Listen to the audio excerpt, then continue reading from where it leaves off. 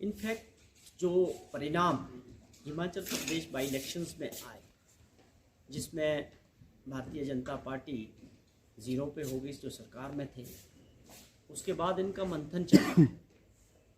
3 दिन तक, आज शायद लास्ट होगा, 3 दिन से इन्होंने मंथन करने का मतलब है कि ये एक कोशिश कर रहे हैं कि ये इतनी करारी हार क्यों हुई।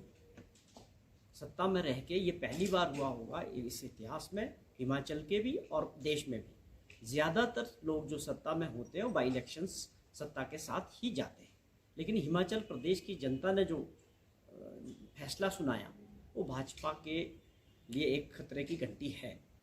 और जिस प्रकार से इनका 3 दिन का जो कार्यक्रम था, मैं दावे के साथ कह सकता हूँ कि भाजपा बैकफुट पे है। इस हार के बाद अभी तक सदमे में है। आप संगठन की बात करें या सरकार की बात करें, मैं दोनों की बात करता हूँ कि वो इस सदमे से बाहर नहीं आ पा रहे। वो ये समझ नहीं पा रहे हैं कि हार का कारण क्या है। मुख्यमंत्री जी खुद समझ रहे हैं, कभी कुछ कारण गिना रहे हैं, कभी कहते हैं हम ओवर कॉन्फिडेंट रहे, कभी कहते हैं कि कोई लहर चली है वीरभद्र सिंह जी के फेवर में।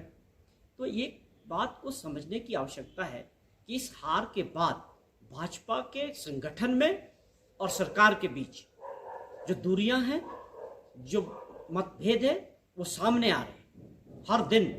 इन 3 दिनों की बात करें या इससे पहले बात की जाए तो ये साफ दिख रहा है कि इस वक्त इनका जो आत्म मॉरल है वो बिल्कुल डाउन हो चुका है।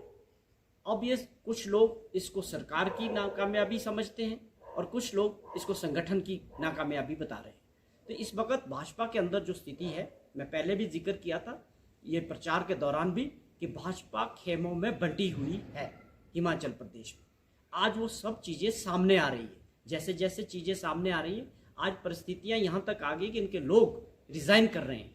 हम इनको समझाते हैं कि सपने आप देख रहे हैं। कांग्रेस ने ये पहले भी कहा था कि प्रदेश की जनता आपकी कारगुजारी को, 4 साल की जो कारगुजारी है सरकार की, उसको समझ रही है। महंगाई और बेरोजगारी पे है, लोगों की समस्याएं हैं और आप उसकी ओर ध्यान नहीं दे रहे हैं। सरकार पूरी तरह फेल रही, सरकार की कारगुजारी फेल रही और लोगों ने अपना मत देके ये उजागर भी कर दिया कि उनकी मंशा क्या है। आज प्रदेश की जनता पूरी तरह से तैयार है बदलाव के लिए, ये सरेआम दिख रहा है।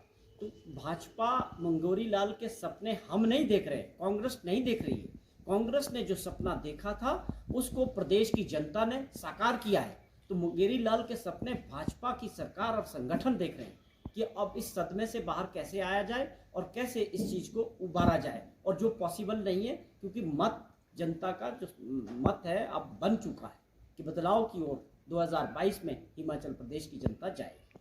आज उन्होंने कहा था कि यहाँ दिल्ली से नड्डा साहब इस मीटिंग में आएंगे और अनुराग जी इस मीटिंग में आएंगे। क्या वो लोग आए? अंदरूनी क्या पकड़ा है भाजपा में? अंदरूनी पहले से भाजपा ग्रुपों में बंटी थी, लेकिन आज वो लड़ाई सामने आ चुकी है। एक हार के बाद अब भाजपा के अंदर जो परिस्थितियां हैं, जो ग्रुपों में बंटी भाजपा है, वो शरेआम दिख रहा है। और इसमें मुझे कोई बोलने में हिचकिचाहट नहीं है कि बड़ी जल्दी कोई बड़ा विस्फोट हो सकता है।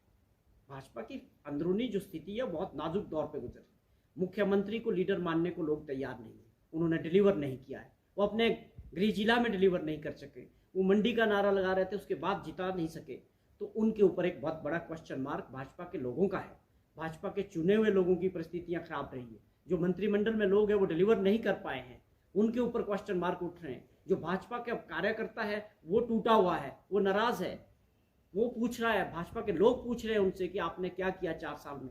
अगर यही परिस्थिति आज हुई है तो 22 में परिस्थितियां और भी गंभीर होगी।